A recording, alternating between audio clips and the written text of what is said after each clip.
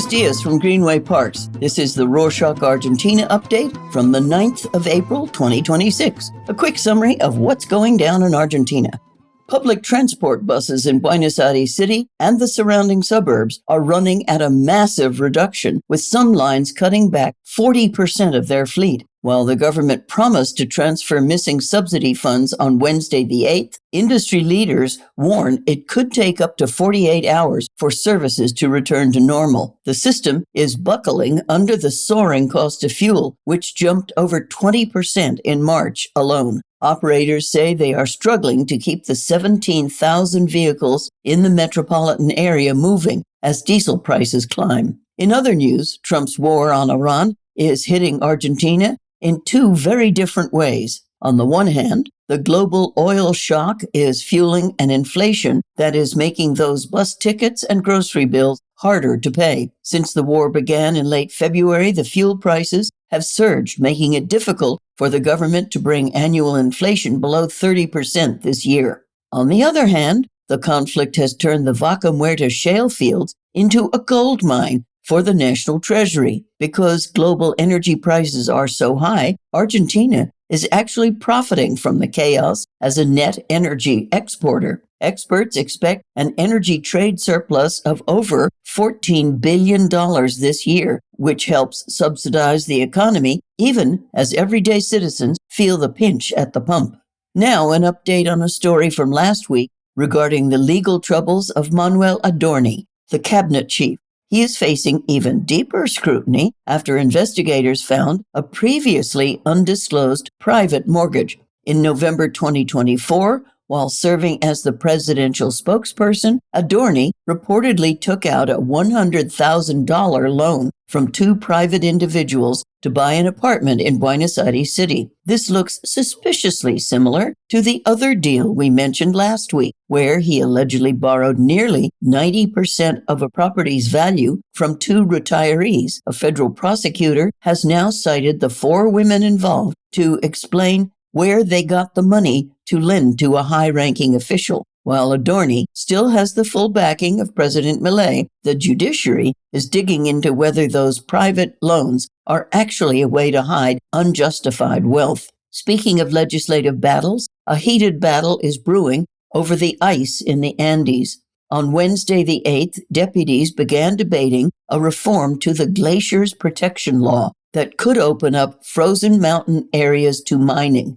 The original law from 2010 bans mining and oil drilling in these sensitive zones, but President Milei wants to let provincial governors decide which areas are hydrologically important and which are open for business. Environmental groups like Greenpeace have already hit the streets, even climbing monuments in front of Congress to protest the move. They argue that redefining these protected areas puts the water supply for millions of people at risk. However, the government insists the changes are necessary to attract billions of dollars in investment for copper and lithium projects in provinces in the west like San Juan and Catamarca. On that note about national resources, President Milei used his Veterans Day speech on Thursday the 2nd to send a strong message to the United Kingdom. Marking the anniversary of the 1982 Malvinas War, he vowed to use all necessary diplomatic measures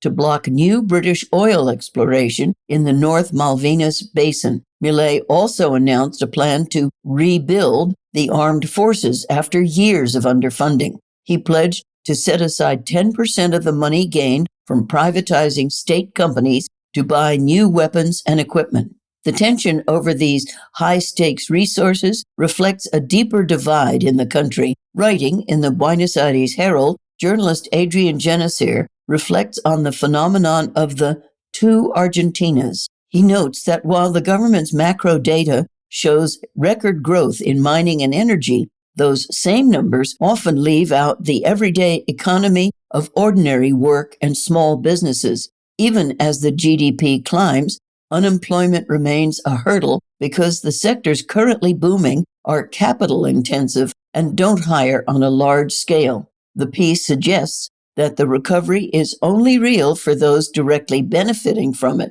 leaving many workers to look at the same statistics and come away with an entirely different conclusion. You can check out the full piece in English with the link in the show notes. Back in the cabinet, Sandro Pedovelo, the human capital minister, has fired her chief of staff, Leandro Masacchesi.